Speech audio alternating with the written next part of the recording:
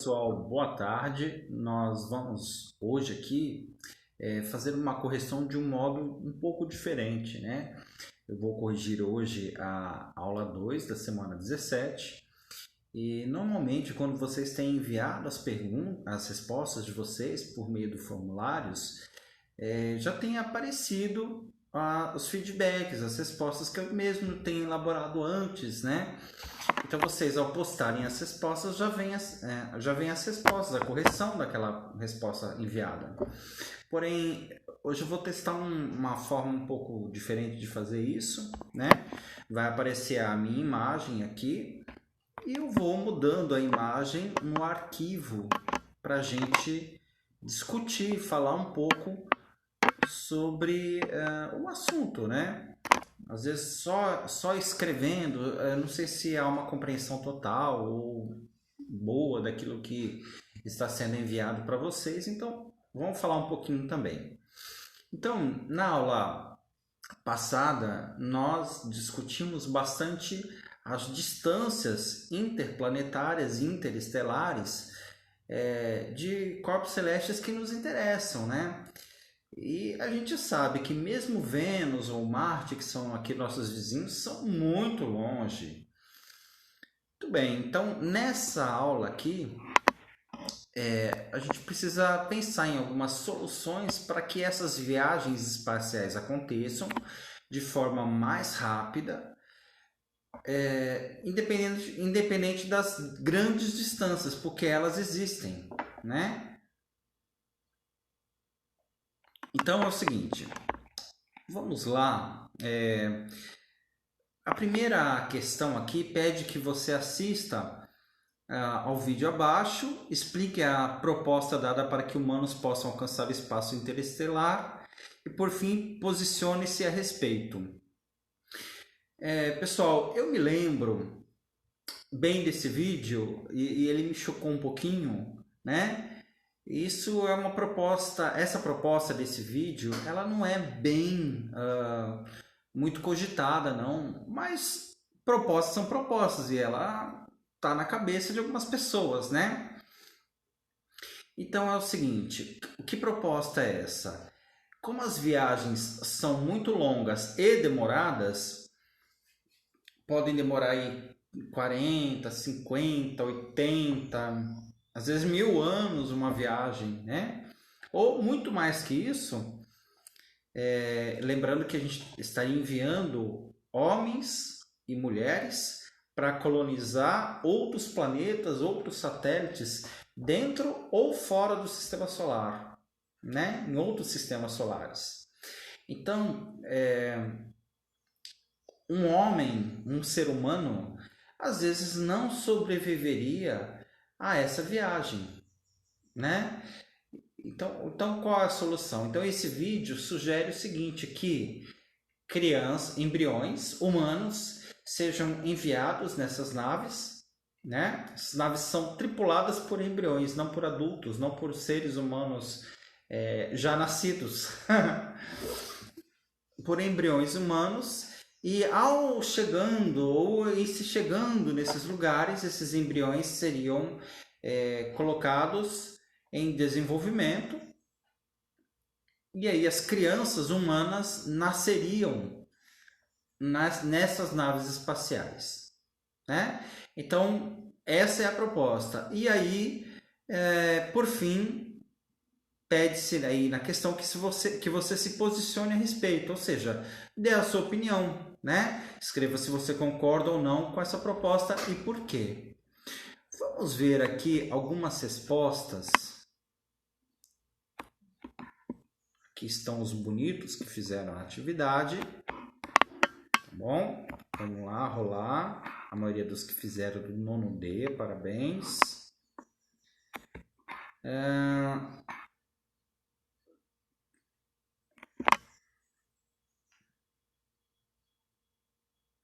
Aqui acho que é a resposta da Geise Belli. Aqui ela explicou a proposta no primeiro parágrafo e no segundo parágrafo está dando a opinião dela.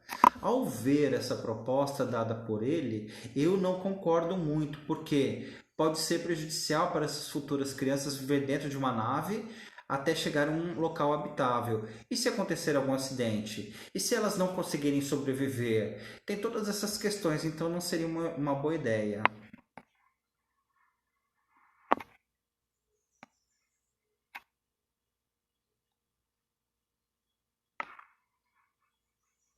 Aqui é uma outra opinião.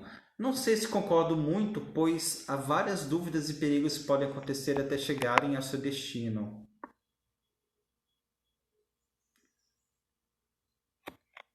Aqui, vamos ver. Legal essas respostas mais longas, né?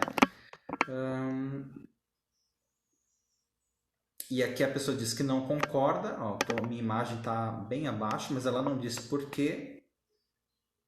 Aqui, essa pessoa concorda. Eu concordo, porque arriscar humanos para uma viagem interestelar, se tudo der certo, vai ser um sucesso e um progresso absurdo para a humanidade e vamos ter muitos benefícios com isso.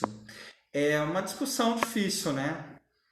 Porque a sobrevivência da espécie humana pode depender dessas viagens e talvez fosse correto pensar em enviar embriões. Porém, tem a questão de enviar embriões, crianças que não terão contato com o nosso planeta, não sei se isso também é justo, e fazer com que elas nasçam no meio de uma viagem espacial também é uma situação estranha, não me parece também ético isso.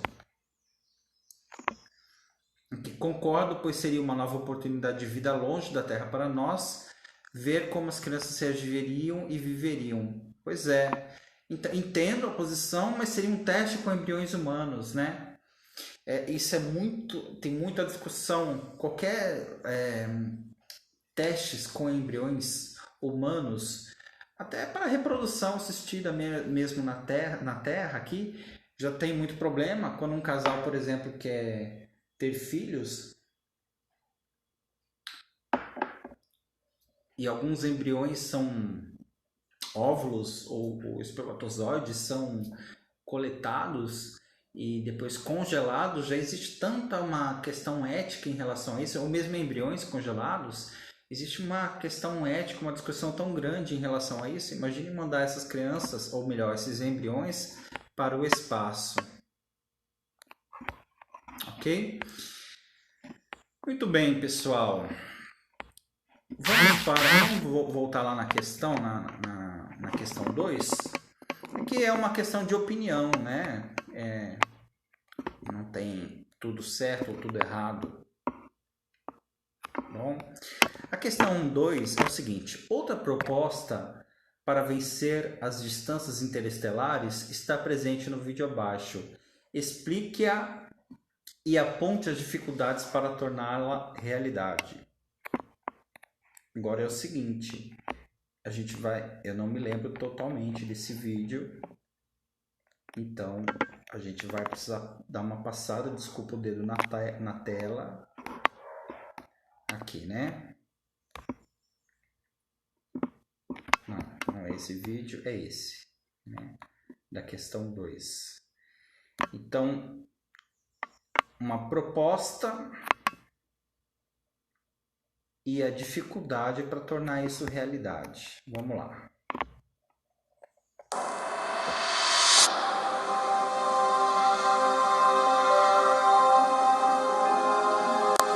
Enquanto russos e europeus precisam de 7 meses para levar sua mais nova missão até a órbita de Marte, um grupo de cientistas bancado pela NASA tem batido bumbo, dizendo que seria possível realizar a mesma viagem em apenas 3 dias. Será? É verdade, mas o segredinho que o líder do projeto, Philip Lubin, não menciona é que não temos ideia de como puxar o freio da nave uma vez que ela chegasse lá. A sonda estaria destinada a fazer um sobrevoo rápido ou, pior, se esborrachar contra a superfície. Em outras palavras, má ideia. Certo, então é só um estilingue espacial suicida? Longe disso. Essa é uma tecnologia que permitiria algo muito mais incrível do que ir a Marte. Algo até então tido por muitos cientistas como impossível. Viagens que cubram rapidamente o vasto espaço entre as estrelas. Imagine ir até Alpha Centauri, o sistema estelar mais próximo.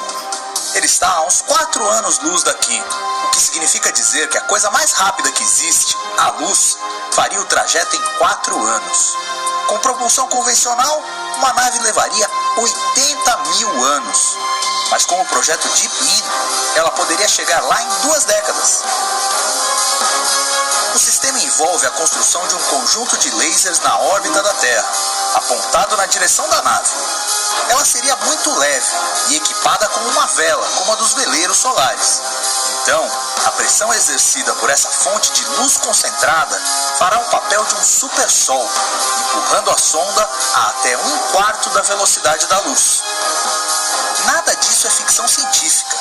O maior problema, contudo, é o tamanho do conjunto de lasers. Ele pode ser montado aos poucos em órbita, mas para uma missão até Alpha Centauri, seria preciso que ele formasse um quadrado com 10 quilômetros de lado, 100 vezes maior que a Estação Espacial Internacional. Portanto, não espere que a NASA vá embarcar nessa tão já.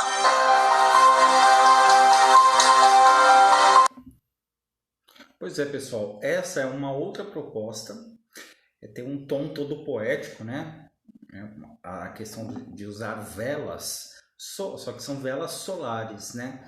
Assim como, e a gente sempre fez um paralelo entre a viagem ao espaço e as viagens das caravelas que cruzaram o Oceano Atlântico, né? Foram feitos humanos. Porém, então vamos tentar explicar como seria isso, né? Se bem que o vídeo já explicou, mas eu não sei se vocês conseguiram entender muito bem. E depois eu quero ver também as respostas de vocês. Construir uma grande vela.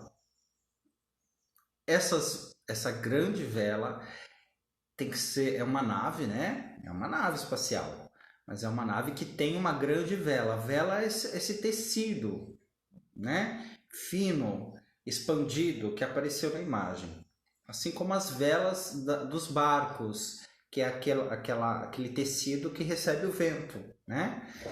Então, pessoal, isso é extremamente difícil de ser executado, é extremamente caro e a nave tem que ser extremamente leve. Então, a gente está falando de nave tripulada. A nave tripulada teria que ser muito pequena para compensar a presença de humanos já dentro da nave. Agora, imagine uma viagem de 20 anos com um humano num cubículo. Como que faz? Induz esse humano ao sono? Coloca embriões humanos lá dentro? Ao invés de um adulto? É muito estranho. É muito difícil a execução. E a própria construção de um laser tão potente assim na órbita espacial, ou mesmo daqui da Terra. Agora, assim, não sei se vocês compreenderam como isso aconteceria. A luz ou as ondas eletromagnéticas exercem pressão. A gente não pensa nisso, né? Os ventos solares, a luz, qualquer onda eletromagnética que incida sobre um corpo no espaço e ali onde tem praticamente nada, ou vácuo, a luz exerce pressão. Então, se tiver assim um corpo celeste que está sofrendo praticamente nenhuma influência gravitacional, ou pouquíssima, né? Porque nenhuma não existe, mas pouquíssima influência gravitacional de outros corpos à sua volta, se incidir luz ou laser sobre esse corpo celeste, ele vai sofrer uma pressão e ele possivelmente vai se deslocar um pouquinho, né? E é essa a ideia. Deixa eu ver o que os alunos responderam para ver se eles compreenderam essa questão. Tá carregando. Opa, vamos lá ver. Questão 2.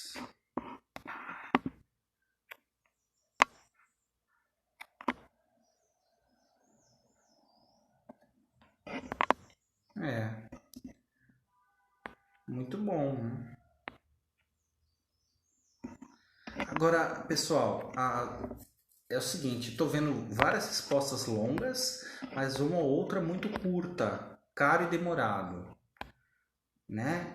Essa pessoa que escreve caro e demorado revela uma indisposição aí para fazer atividade, né? Quando a gente pede para vocês escreverem, é justamente para vocês memorizarem, gravarem as informações, tá bom? Agora, a maioria, e gostaria de parabenizar a maioria aí que escreve bem, bastante, isso é interessante. Vai ser importante agora, daqui em diante, vocês treinarem a escrita mesmo, tá bom? É uma forma de organizar pensamento, é uma forma de fazer redação, é uma forma de expressar opinião. Vamos ver a próxima questão. Questão 3. Questão 3. Assista ao último vídeo e escolha a proposta científica que lhe parece mais adequada para levar o homem ao espaço interestelar. Justifique sua escolha. Bom trabalho. Eu acho que essa é a última, inclusive, né? Vamos ver aqui as respostas. A gente nem precisa ver o vídeo, então. A proposta dada por ele no vídeo, estou lendo essa daqui, ó, a primeira. É uma criação de um grupo de colonos em naves carregados de embrião. Não, estou lendo errado aqui, peraí. É questão 3. Aqui, essa.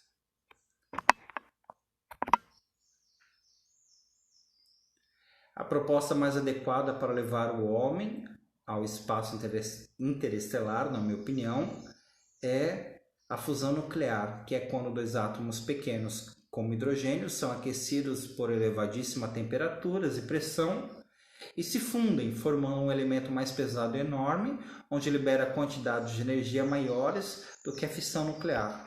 Olha, resposta boa, hein? Pois eu acho que seria bem mais fácil, por mais que o hélio 3 seja raro aqui no nosso planeta, mas mesmo com isso poderíamos buscar na Lua onde ele se concentra. Deixa eu ver mais uma aqui.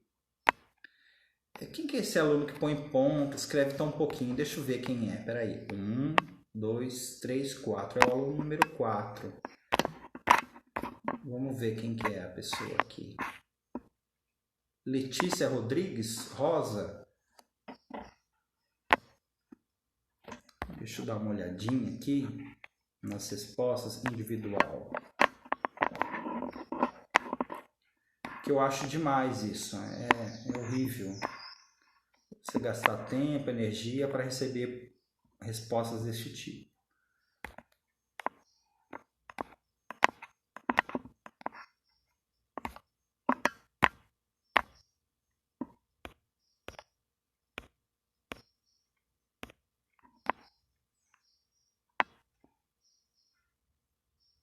Matheus Henrique.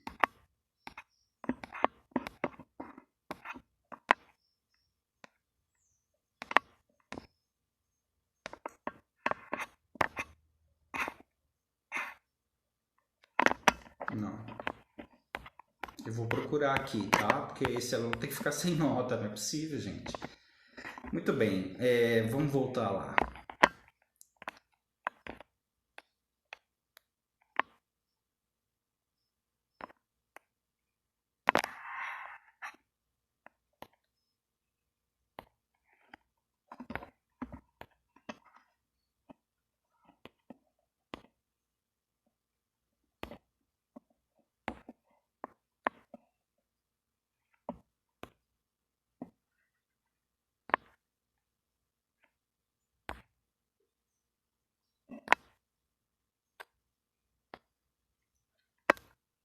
Aqui uma outra resposta. No começo eu achei que a melhor seria a antimatéria, mas depois de ver as dificuldades eu mudei para a proposta da nave, que é uma espécie de vela.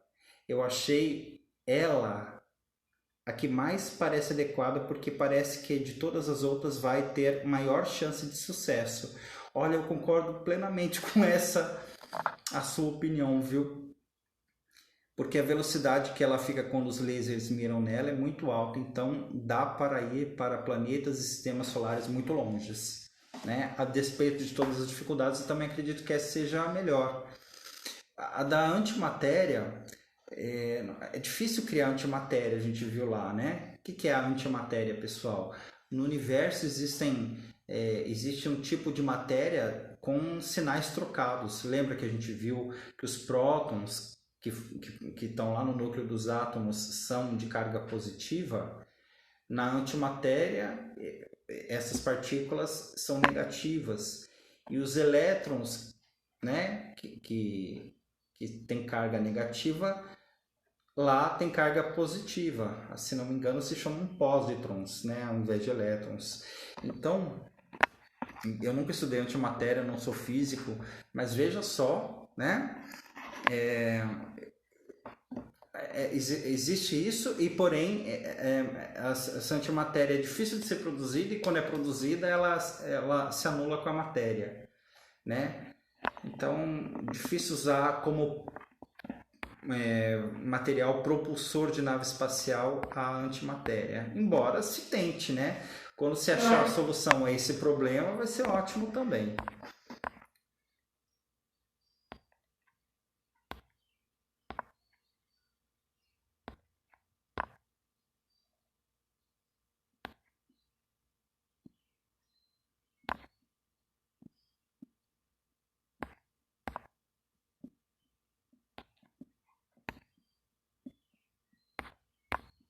Ok, pessoal? Muito bem. Eu não me lembro as 3 propostas. Vamos ver o vídeo, pelo menos uma parte, para a gente lembrar das outras propostas. Preciso me lembrar. Vamos lá.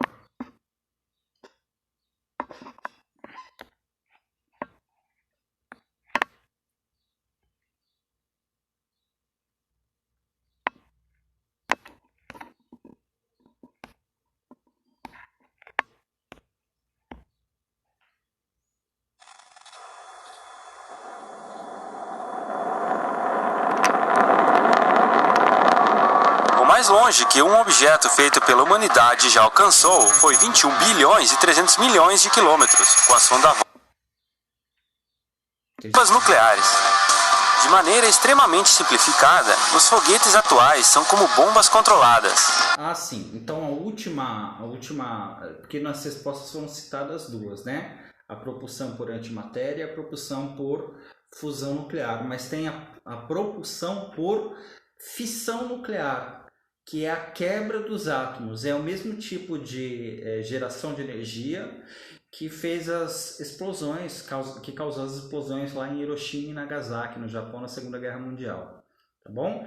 Então, diferente da fusão nuclear, em que átomos pequenos se fundem, se unem, na fissão nuclear, átomos maiores, como de urânio, por exemplo, são bombardeados por nêutrons ou outras partículas, e eles se dividem em menores. Fissão significa quebra, separação, né?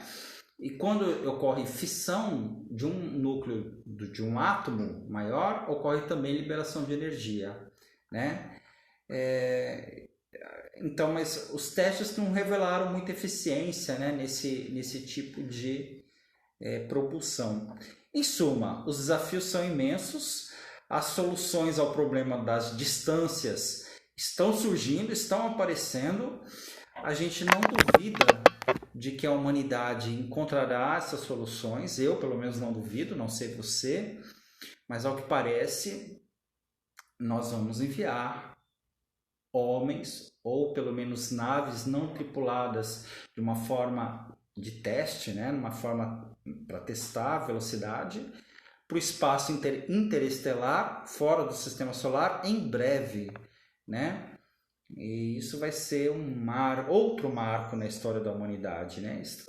Eu fico ansioso com tudo isso. A gente não costuma nem pensar muito nisso, mas é um feito bárbaro, tremendo, né? Tá bom? Muito bem, pessoal. Essa foi a correção da atividade. Ela vai ser rapidinha porque a atividade não era longa, eram apenas 3 questões, embora tinha que assistir vídeo, tinha que escrever bastante, tá bom?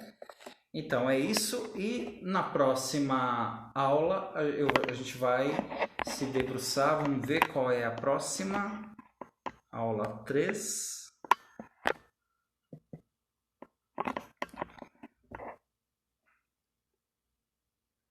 Muito bem, a construção dos argumentos. Mas tá bom, vamos deixar isso para a próxima atividade.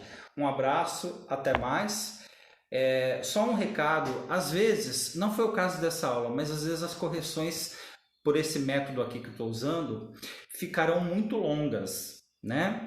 Ontem eu fiz, por exemplo, uma correção com o sétimo ano que durou 50 minutos. Com eles a gente está falando sobre floresta amazônica, é um bioma muito complexo, né? Então a discussão demorou muito, o tempo de uma aula comum, 50 minutos, sem chamada, né? Então qual é a recomendação que eu dou? Quando esse tipo de correção ficar muito longa e cansativa, você tem a possibilidade da pausa, né? Durante a aula lá na escola, você não tem como pausar o professor, né? Mas aqui você tem. Então aproveite esse privilégio, né? Tá bom? Então até logo, até a próxima aula. Fiquem com Deus.